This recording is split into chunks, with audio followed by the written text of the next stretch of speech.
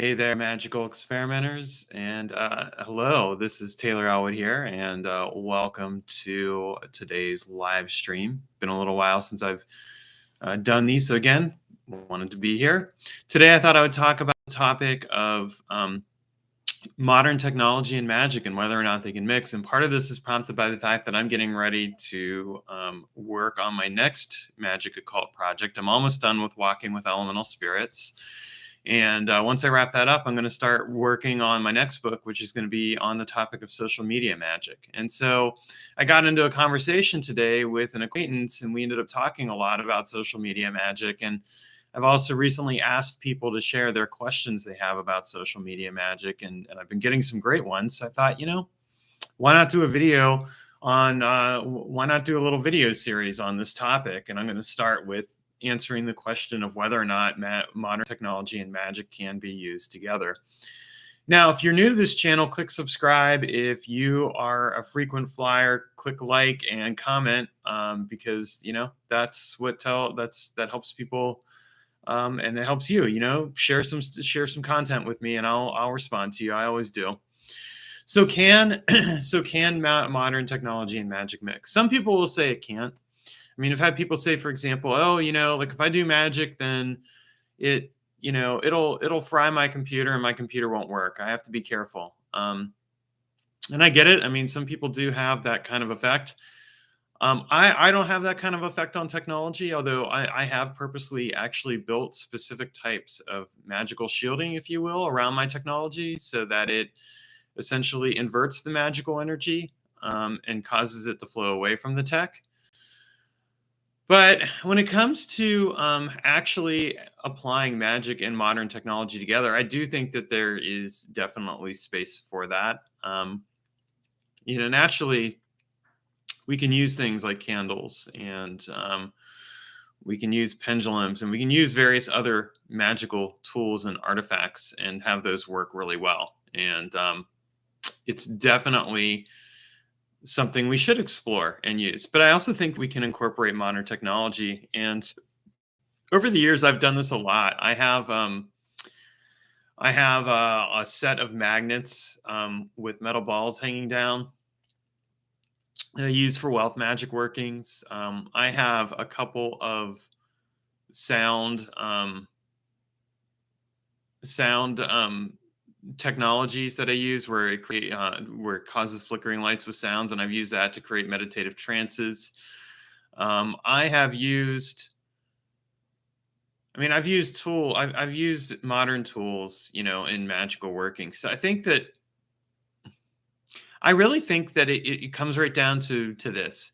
It's based on how limited your imagination is. It's gonna when it comes to what you can or can't do with tools. I mean, I live near an electrical transformer station, and I've lately been thinking about like what I can do with that, for example, and how I could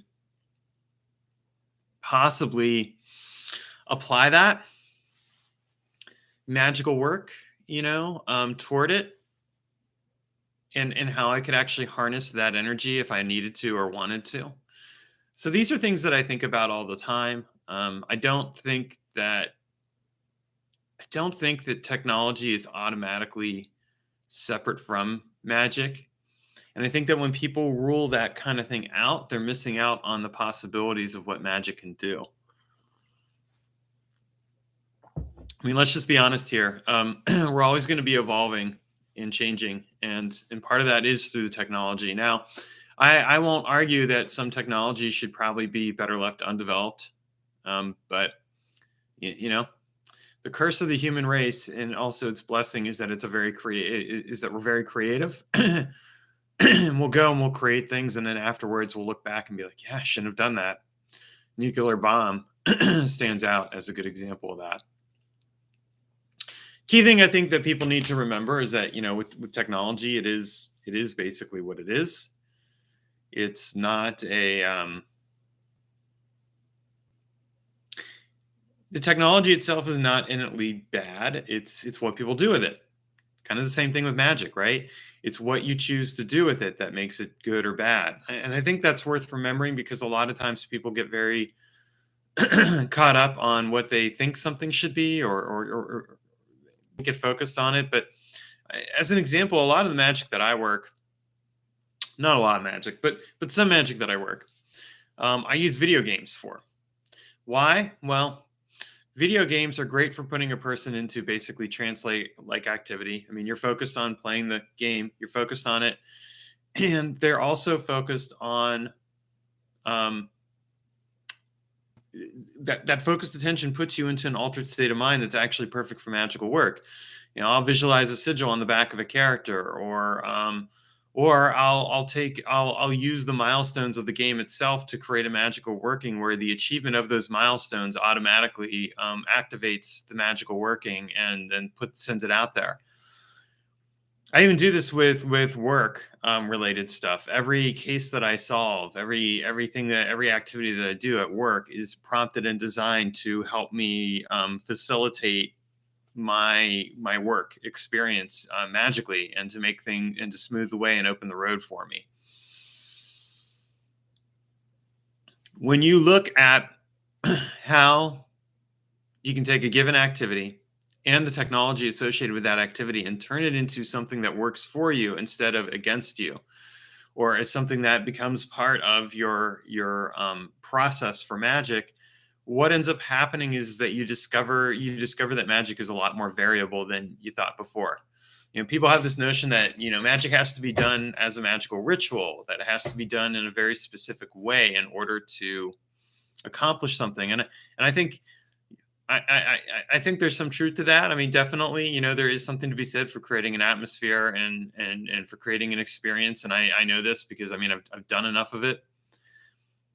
But I think that what the challenge is how do we take that skill set and apply it, shift it over and apply it toward technology, apply it toward other experiences in our lives.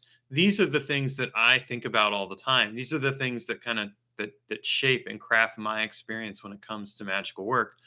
And so, I look at technology and I think of it as really, like, for example, writing as a magical activity. Creating art, creating music, all of these things are magical activities that can be just as effective as doing a classical ritual. And then you look at, like, playing a video game, and you can turn a video game into that. You look at programming and codes.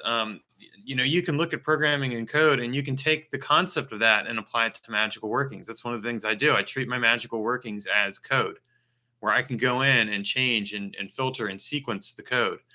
So all of these are things that are applicable to magic. And so I do think that magic and modern technology can mix. And I mean, what I'm sharing here are just some ideas. I mean, here's an interesting challenge for those of you who are watching this video. Leave a comment and share how you might apply modern technology and magic together. Like, what would you do? Because I think that my hope is that this video will prompt you to get creative.